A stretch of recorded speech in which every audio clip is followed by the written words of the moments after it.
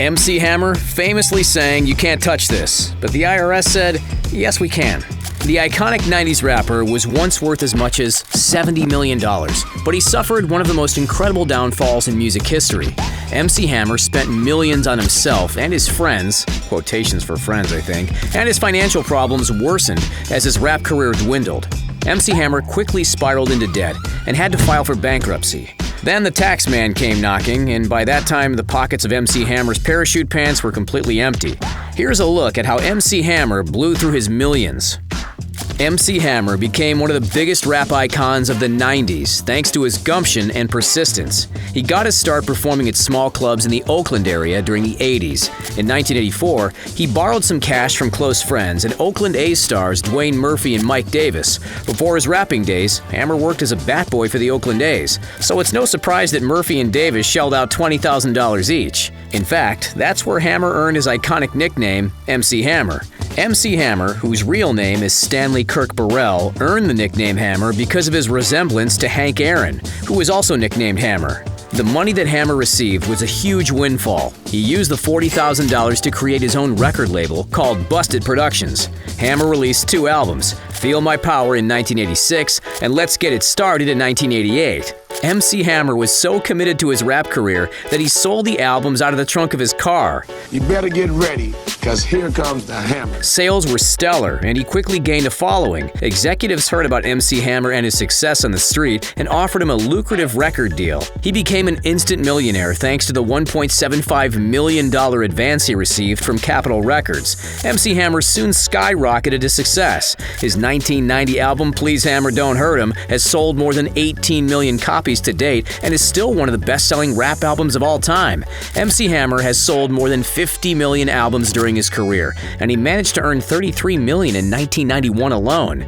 MC Hammer probably could have used a financial planner during the 1990s because he spent money like it was going out of style. MC Hammer foolishly believed that the money would just keep coming in, and he didn't put aside anything for a rainy day. He spent his millions on a wide variety of luxury items. Hammer owned at least 17 cars, and many of them were extremely expensive supercars like Lamborghinis and Ferraris. He was regularly chauffeured to interviews and concerts in a 30-foot-long Lincoln Stretch limo.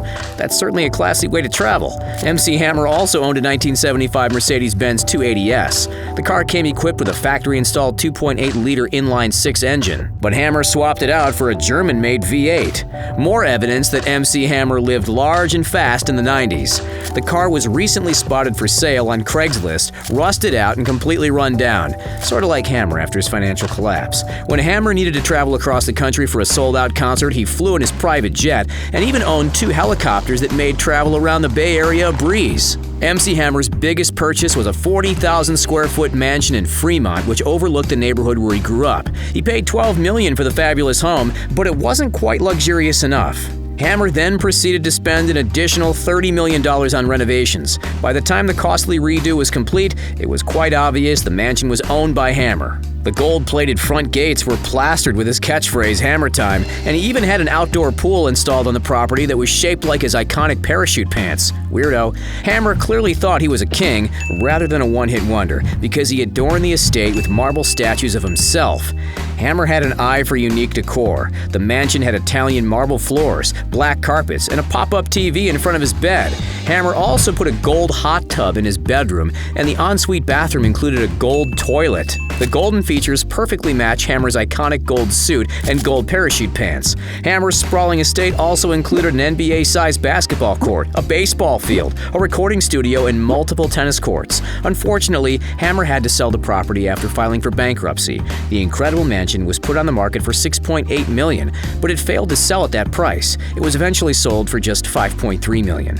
Oh, that's it? MC Hammer had a very expensive hobby during his heyday. He was a huge fan of horse racing and even established a stable to house his championship-winning horses. Oaktown Stable was a significant expense, but the cost of Hammer's horses was astronomical. Each horse cost a minimum of $250,000, and many had price tags much closer to $1 million.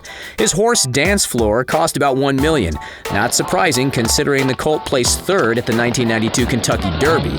MC Hammer's horse Lite Light won the Kentucky Oaks in 1991 and was estimated to be worth $1,231,596. Thoroughbred horse racing brought MC Hammer a lot of joy, but it also cost him a significant amount of money. MC Hammer's biggest recurring expense by far was his 200-person entourage. Hammer regularly paid his staff $500,000 per month, and sometimes even more. He was happy to hand out bonuses to his friends and family, which made the cost of his entourage skyrocket. Hammer occasionally spent as much as $1 million per month to maintain his entourage. MC Hammer never managed to get his spending under control, and he soon found himself $14 million in debt. The hits stopped coming, and Hammer's style of catchy pop rap was losing its luster. Music fans were more interested in gangster rap than MC Hammer's brand of wholesome hip-hop. He couldn't manage to recreate the success he found early on in his career, and his record sales tumbled significantly. He wasn't bringing in the money, and debt just kept getting bigger. In April 1996, Hammer filed for bankruptcy in California. In the filing, he listed over 200 creditors, including former NFL player Deion Sanders, who had reportedly loaned Hammer $500,000. Hammer was forced to sell all his assets, many at a huge loss. Losing so much was tough for MC Hammer, but his problems didn't end there. In 2011, the IRS went after MC Hammer for $758,113 in unpaid taxes between 1996 and 1997. Hammer also owed the state of California another $550,197 in back taxes. He also reportedly owed Alameda County over $230,000 in back taxes. Hammer was convinced he didn't owe money to the IRS and took the case to court. "Don't get too excited, I paid them already and kept my receipt," he wrote on Twitter. However, the district court disagreed and Hammer had to pay up. Tax problems like Hammer's are fairly common in Hollywood. Making exorbitant amounts of money often leads to excessive spending, and some celebs forget to put aside money for tax season. Having his wages garnished didn't deter Hammer. His debts are paid off and he has made somewhat of a comeback. He will likely never reach the heights he did in the 90s, but he's not lying in a gutter. Hammer still has his own record label and can perform as many as 50 concerts per year. He also works as a preacher and officiates his friends' weddings. Hammer has taken up martial arts as a hobby, which is far more affordable than horse racing. He even hosts lectures about new media at Ivy League schools like Harvard, Wharton, Stanford, and Oxford. Today, MC Hammer's net worth stands at about $1.7 million. That's quite impressive and a small fortune for the average person. Hammer might not be worth $70 million anymore, but he's certainly not broke either. Here's a fun fact. Did you know that MC Hammer has an avid interest in Silicon Valley? He spends a lot of time investing in tech companies and even owns a small stake in Twitter. He also has a passion for developing iPad apps. Hammer co-founded DanceJam.com and managed to raise $4.5 million in equity funding for the startup.